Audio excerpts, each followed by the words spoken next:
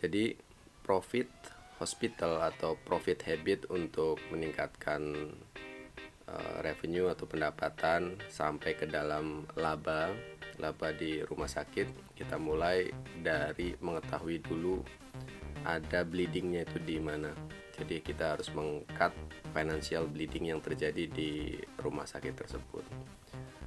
Banyak dari kasus yang saya tangani adalah itu dari revenue yang tidak berbanding dengan pengeluarannya, dengan expense-nya. Jadi pendapatannya terlalu rendah, terutama rumah sakit yang non BPJS.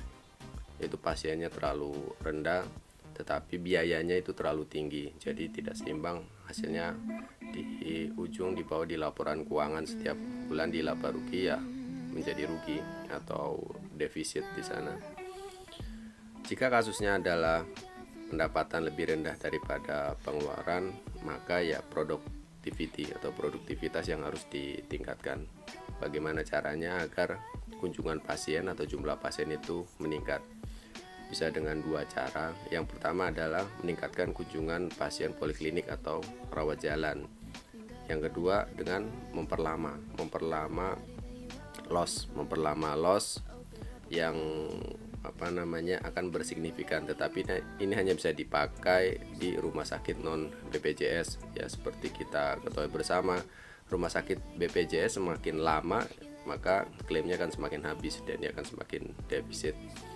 Loss yang semakin lama bukan berarti tidak semakin efektif ya pengobatan atau pelayanannya. Itu bisa membuat arti yang berbeda di situ. Jika di rumah sakit non BPJS loss semakin lama, berarti pelayanan semakin nyaman sehingga pasien pun dapat dengan hati-hati.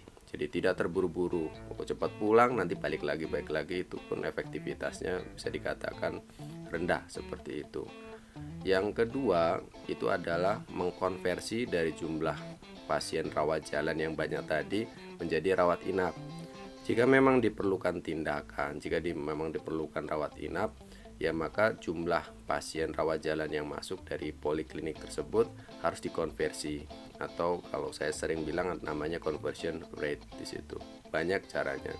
Yang pertama dengan coba mengevaluasi clinical pathway yang ada untuk kasus-kasus rawat jalan ini, apakah memang dapat atau bisa ditemukan pelayanan paripurna lagi yang dapat mengubah pasien rawat jalan tadi menjadi pasien rawat inap.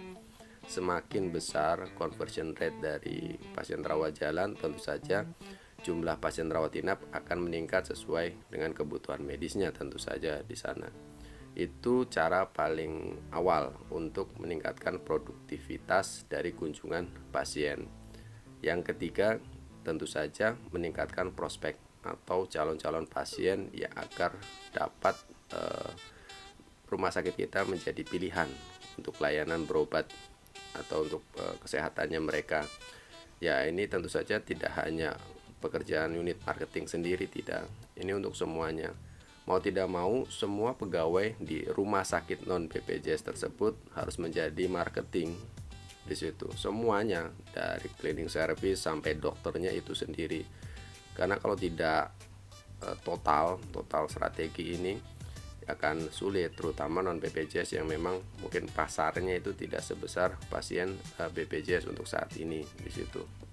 Yang pertama ya tentu saja jika sudah ada data sumber-sumber pasien dari misalkan dari klinik mana atau dari praktek dokter mana atau dari praktek bidan mana, itu kita bisa terus follow up dengan continue, ada kunjungan ke sana, apakah ada input baru dari rekanan kita tersebut atau dari mitra tersebut, plus minusnya kita harus terima.